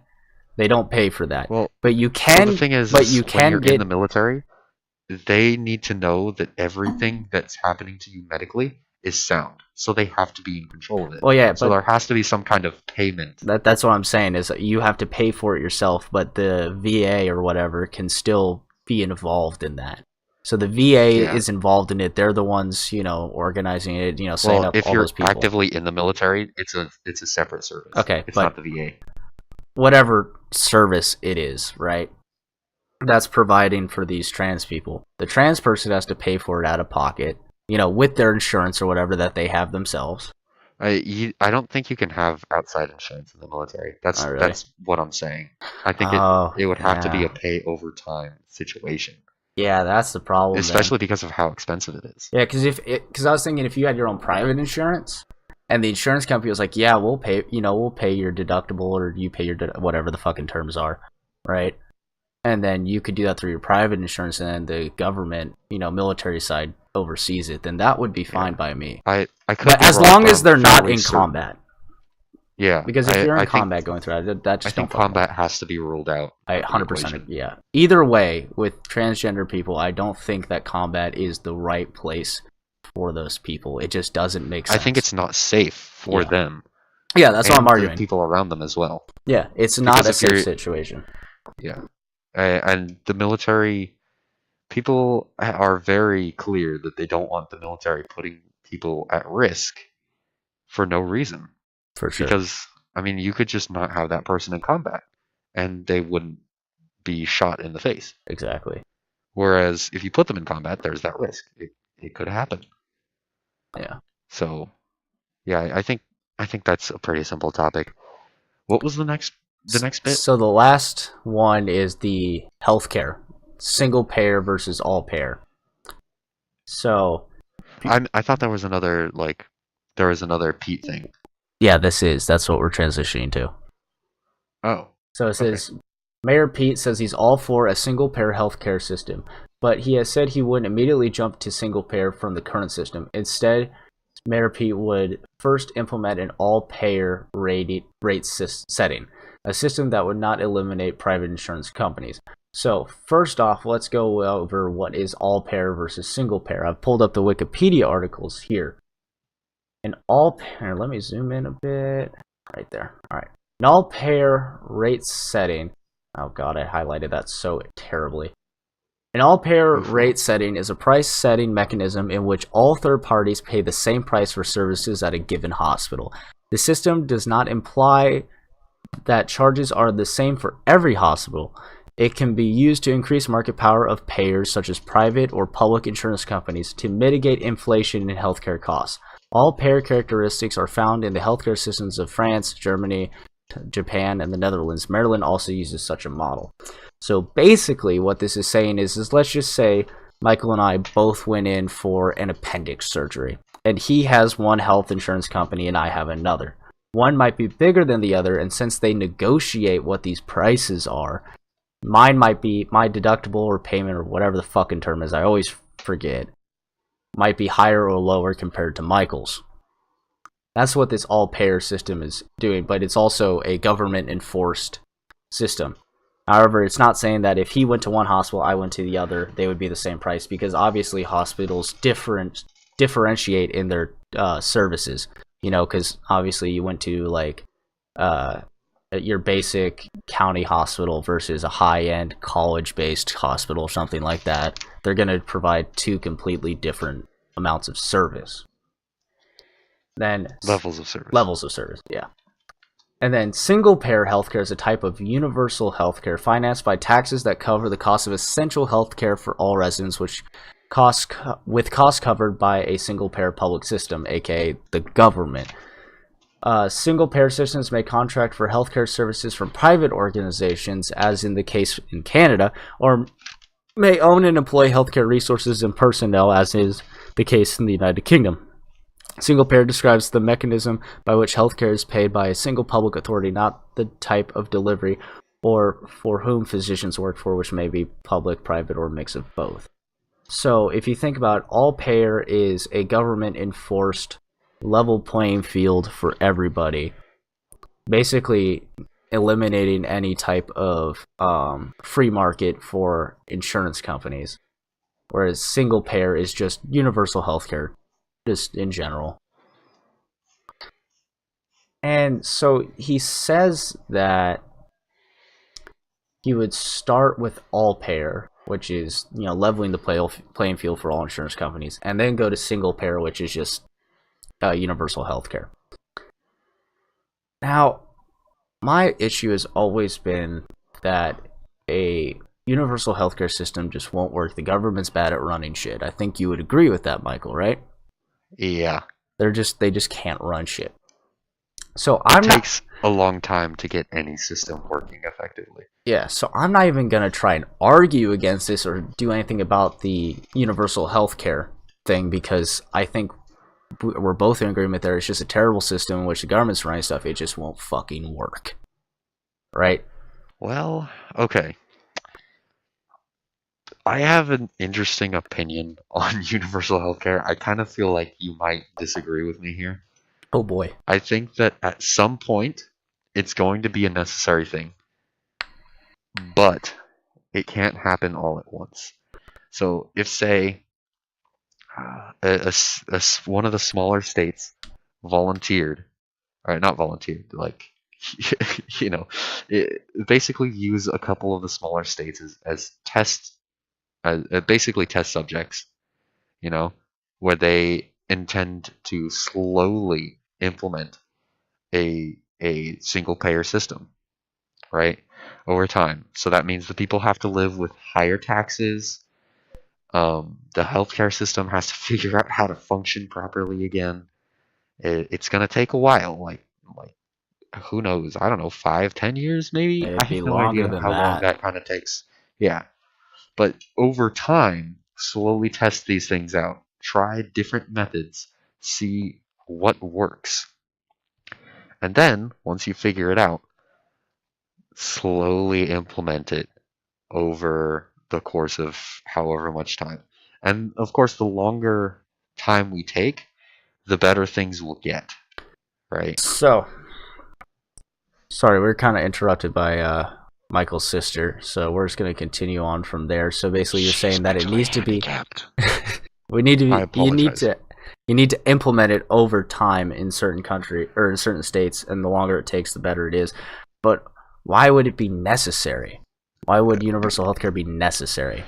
Because at the moment, the standard healthcare system, which is completely unstandardized, For sure, I would agree with that. A lot of things slip through the cracks, and that's why one blanket system would work better. And I think that given enough time, the government would be the best way to do that, because the citizens have more control over the government than a big corporation. I would argue that you're completely wrong in that. That big corporations have way more pull in the government than the citizens. Yeah, that is true, but you're basically forcing the big corporations out of the system. And I don't mean that everybody has to use universal, like, not everybody has to use that. I'm just saying that's an available thing. You pay the government instead of a big corporation. So, like, insurance companies can still exist, private insurance companies, but the government will have one that exists that is an option for all people. So I think a good analogy for this would be the education system, right? You have right now we have public schools that anybody Well, that was can go implemented to. horribly. Well, yeah, but there was a proposal, and I don't remember if it was Bush or Reagan or who it was. It might have even been Bill Clinton, and they proposed a voucher system. So what the voucher system allows is that you are given a certain amount of money, which you can either apply to the public school in your area, public school in an area nearby, or a private school. You could go wherever you want, and with the public schools, the vouchers pretty much like the voucher given for your location, right? Your hometown basically would cover all the costs like it does now, right? If you went to a place that was nearby, a town, maybe 10 miles away or whatever, depending on, Texas is might be 50, I don't fucking know. But if you went somewhere else, you could apply that voucher there, and then whatever costs it doesn't cover, you would have to cover yourself. Or if you went to a private school, same thing applies there. You would just have to cover the cost yourself that, the voucher doesn't. And I think that could work in a healthcare system where you have your voucher, which you could apply with the universal healthcare, and then you could also apply it towards a private healthcare if you wanted to. It gives you an option, right? Yeah, no, I agree with that. That's an interesting system. And I think that there would have to also be um how do I phrase this? I'm attempting to focus my thoughts into actual words, and I'm having difficulty doing that. Well, here, while you're Whatever. thinking, I'm just gonna say the counter argument to the voucher system is that there's some people. Or wait, no, that's for the. I was gonna say that some people may pay taxes into something that they don't want, but with the voucher system, that eliminates that. That's the problem with universal healthcare. Is like you would have everybody paying into the same system, and there might be some people who want better healthcare. They might want to be further in front of the line. They might want to have a certain doctor, right? That's the same Yeah, thing that's with true. schools, right? They might want to have certain types of education. And I think that's why that system would work the best. Oh, that's such a basic Christian argument. I'm kidding.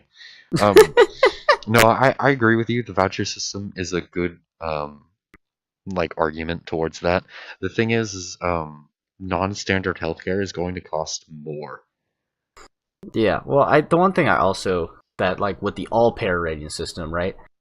And this makes sense to me. I don't know why it isn't like that. Is that the prices are all the same, or at least relatively the same, for the hospitals, right? So if you were in Dallas, Texas, and you went to the Dallas County Hospital, right? And it didn't matter what insurance company you had, the price is the same. Now, the way that you allow that to be more free is that certain certain healthcare providers or insurance providers or whatever you want to call it only have certain hospitals. Like there's certain hospitals that you can't go to if you have certain healthcare providers or healthcare insurance things, right? Yeah.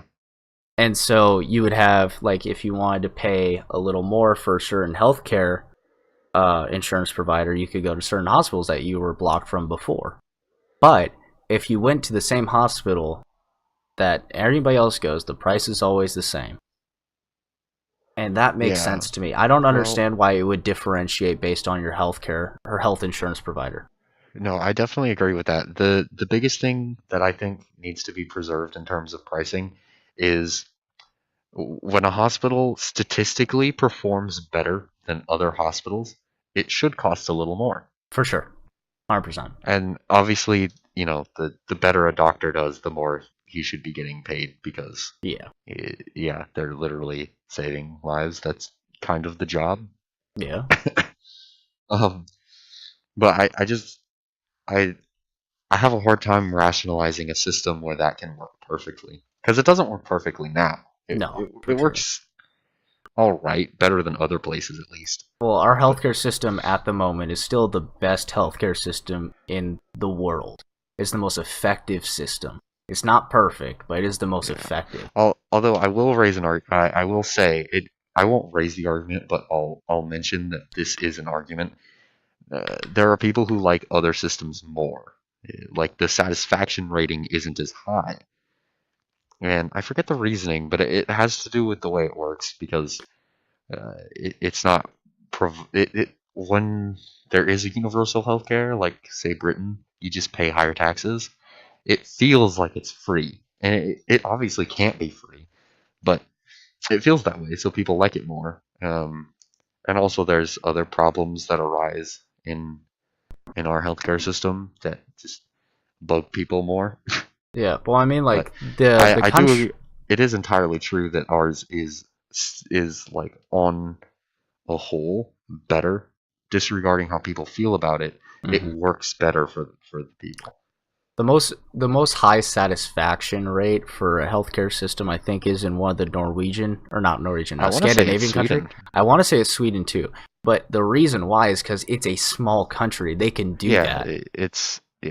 it's cheaper, and also, um, Sweden is also drain like losing money.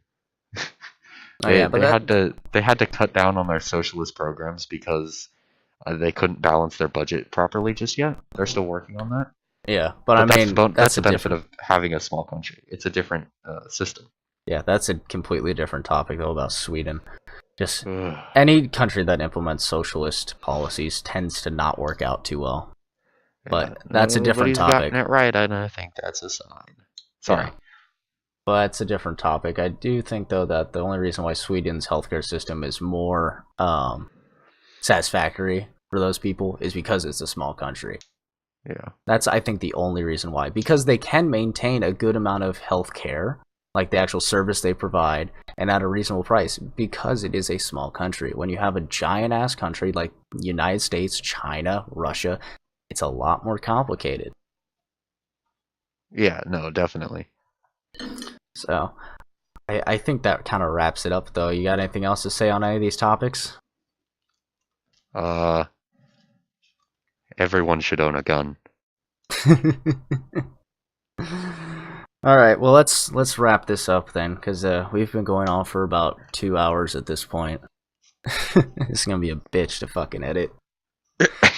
You still haven't edited that one video that we No, recorded. I'm too lazy. You're I'm just fine. terrible. Yeah, but I'll get this done because this is not gonna be too much editing. It's just gonna be basically cutting out my interruptions into you and your interruptions into me, and that's pretty much it. And then lining it up and cutting out some certain parts, but I don't think it'd be that bad. So anyway, this has been the AnonCast. Make sure you hit that subscribe button so that you can keep up with our podcast. We're going to be trying to do these every week. We record on Sundays. When this goes up, I don't know. It just depends on how I edit. And I'll I'll try bully and him into getting it done as fast as possible. yeah, and I'm gonna try and maintain a decent schedule on this. So make sure you hit the subscription button, click the notification bell, because you have to fucking do that these days, I guess. Yeah. So I've been Garrett, I've been gone. I'm sorry, Michael. I get and that confused sometimes. this has been the AnonCast. See y'all later. Peace. We're professionals.